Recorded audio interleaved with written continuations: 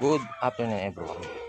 Update tayo sa ating alagang sisiw na process ng Rhode Island White, then cross sa White Leghorn. Dahil nga sa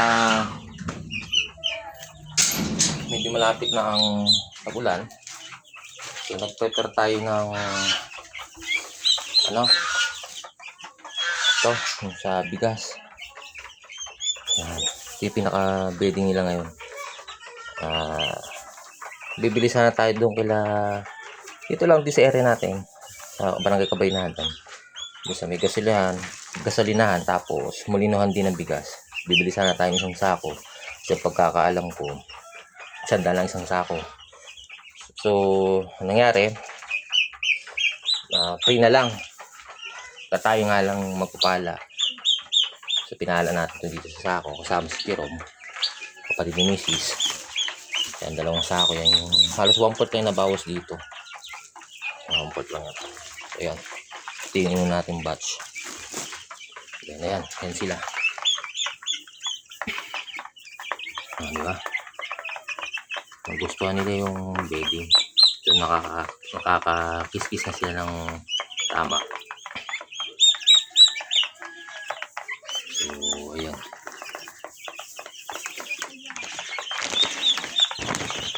So ayan yung purpose ng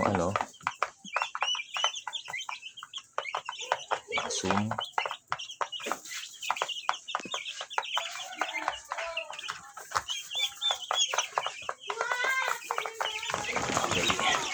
Ito, hindi natin makuha yung tamang pinakamagandang quality ng video. Ayan, sa minute eh. So ayan sila. Isa, ibigay lang. Tapos na yung kumain yan.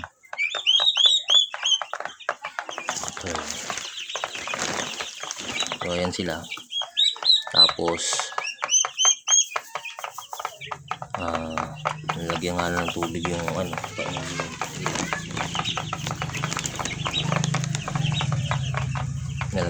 nalagyan ng kasi pipis-sisilog. Ayun lang natin yan. Ayusin lang natin.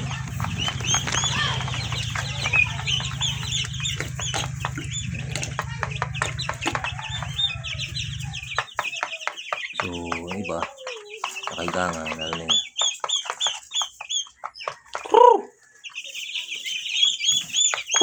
Nagustuhan nila.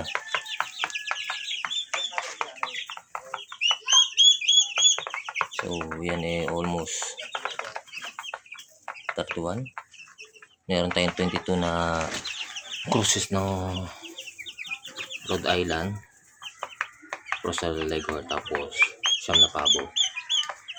Tapos may 2 cross ng Rhode Island Red, tapos Decal Brown. Malaki na yung pinakamalaki dyan. Tapos the rest 3 weeks old. Tapos 2 weeks old na yung pinakahuling napapisa natin, kasama yung mga pabo. So ito yung natin program. Sinilagyan natin ng bedding para hindi mangamoy yung tae nila. Ayun yung kaganda na may bedding. Tapos syempre dahil malapit na magtagulan, nag-prepare na rin tayo. Pero hindi ko ni-recommenda yung ganto na bedding tapos may ilaw na kulay dilaw, kasi tag-init pa ngayon, mas lalong dudubli yung init sa loob. So tama lang yung ganyan, nakakatulong na rin yan sa kanila. At the same time, so ang ginagamit lang natin na ilaw dito pag gabi is solar.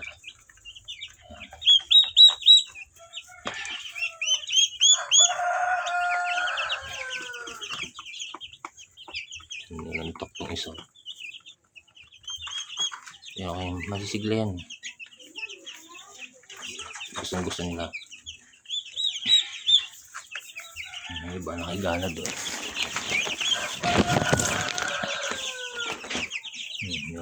Pinapin nila yung kanilang bagong bedding. Tapos syempre yung program na pakain natin Fireblaze 1000 hanggang magsambon sila.